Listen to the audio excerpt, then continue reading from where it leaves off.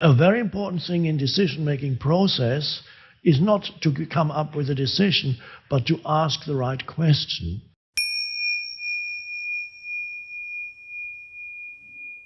Now, it's very easy to mistake an impulse that comes to you for some deeper answer that comes out of the stillness.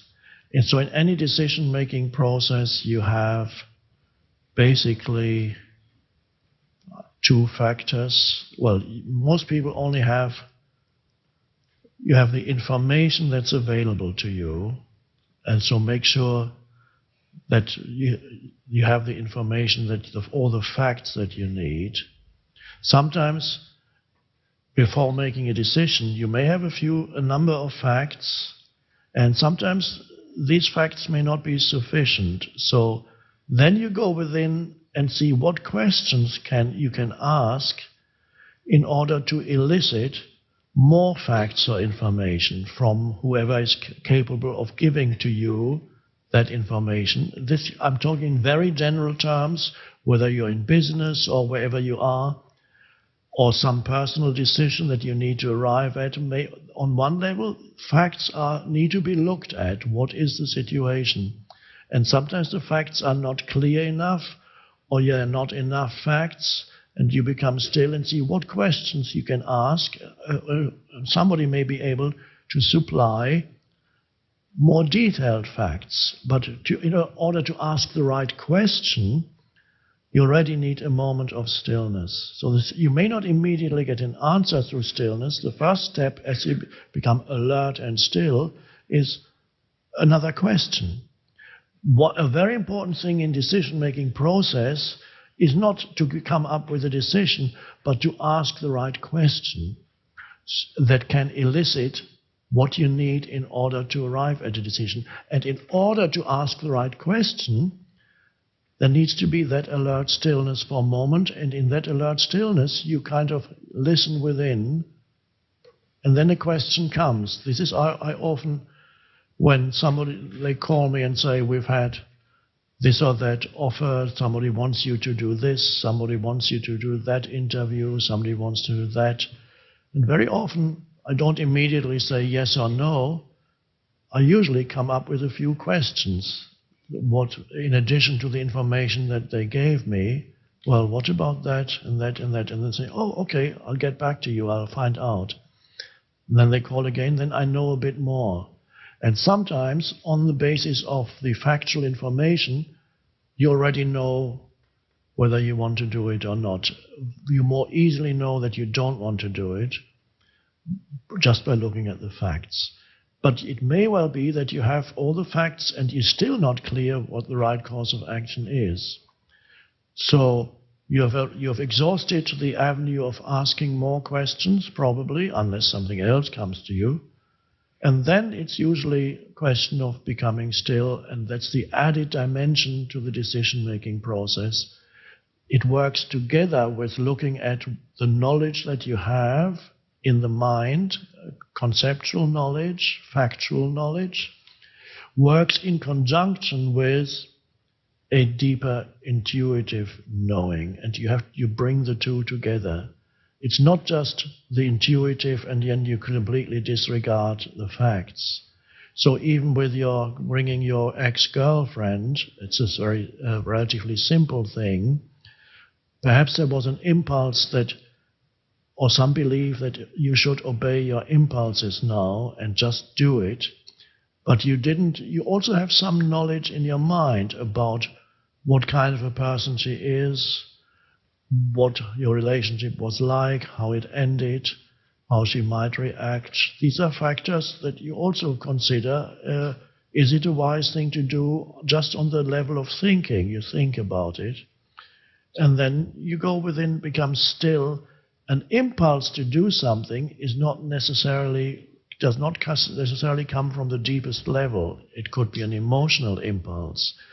It could be an impulse created by the ego to see itself as very spiritual, that you reconnect with her, and many different levels it could come from.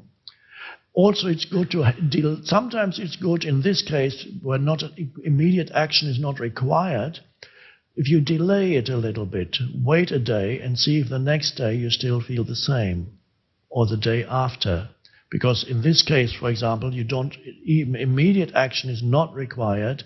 So it's often helpful to know whether something is real, comes from the deepest level. Give it some time. If it's still there tomorrow or next week, it's more likely to be true and come from the deepest level than an impulse can dissolve very quickly. An impulse came to me many years ago, as I've told before on various occasions, when I lived in England, in the country. One morning, not an impulse, but a strong knowing was there that for some reason I had to move to the west coast of North America. But I didn't know why. But I didn't immediately pick up the phone and make a reservation and sell everything I have. I waited. And days passed, and every day that was still there. Several weeks passed, and it was still there. And then I knew this I had to do. It was not a temporary impulse or an idea that came into my mind. It came from a deeper level. If I had not obeyed it, probably I would have fallen ill or something would have gone very wrong, because I would not have gone with that deeper flow where the universe wanted to move me. So if there is time, give it time. And if something is still there after a few days or even a few weeks, then it probably comes from the deeper level. So in many cases, it's a question of balancing factual knowledge and going beyond factual knowledge.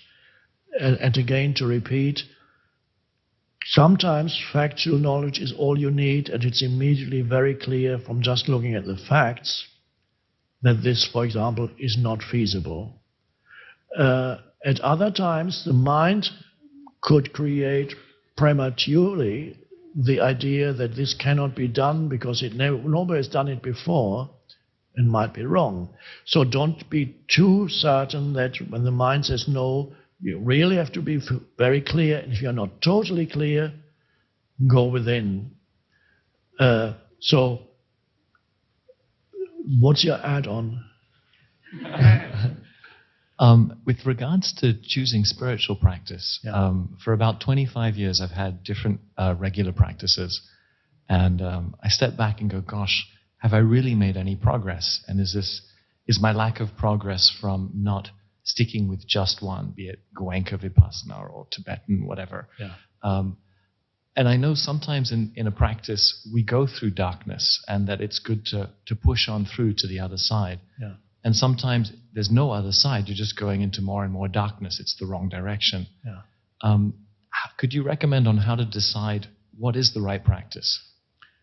The right practice, underlying any practice, is presence. No matter the externals of the practice may be different, but every practice points to, and eventually, if it succeeds, and you end up with, is presence. Remember our definition? I quoted Ramana Maharshi when he was asked, how do we know, because that's your question, whether we are making any progress on the spiritual path? And of course, you may remember his answer: the degree of absence of thinking is your criterion for judging progress on the spiritual path. That's all. So to what extent is there space in you? A cessation of thinking when it's not needed, rising moments of spaciousness. As you evolve spiritually, the spaciousness deepens and there's more of it. So that eventually, half of you is spaciousness. Don't take it too literally. Half of you is spaciousness, and half of you is form, mind, knowledge, and so on. If half of you is spaciousness and half of you is form, you would lead a very balanced life. And it could be that, as in the case of Ramana Maharshi, when he was a young boy and he just had the death experience, he became 90% spaciousness and he couldn't talk anymore. And he still had a body, that's the 10%, and he sat somewhere. And then he came back to very few humans are actually, it's hard to quantify anyway, it's more or less almost speaking metaphorically.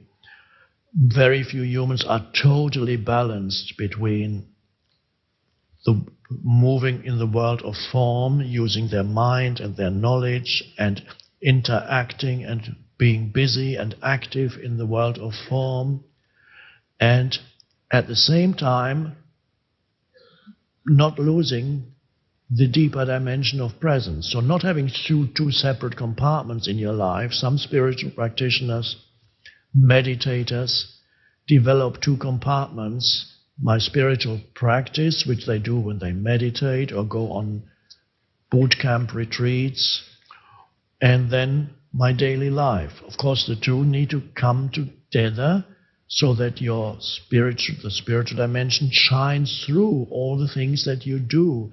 In other words, everything you do, there's spaciousness, there is a sense of peace that comes even while you're engaged in activities. You don't get frantic and upset about every little thing. There's a spaciousness in your human interactions, a sense of presence that pervades even your business dealings.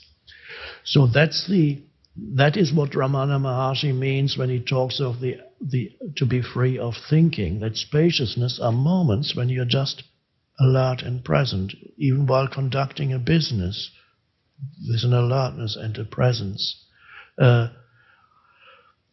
And then you're more creative. The person who created the iPhone, the main Steve Jobs, I haven't read his entire biography, and he had certain personal idiosyncrasies which were very much egoic conditioning. But apart from his egoic conditioning, he had areas he was a practitioner of, I believe, of Zen and meditation.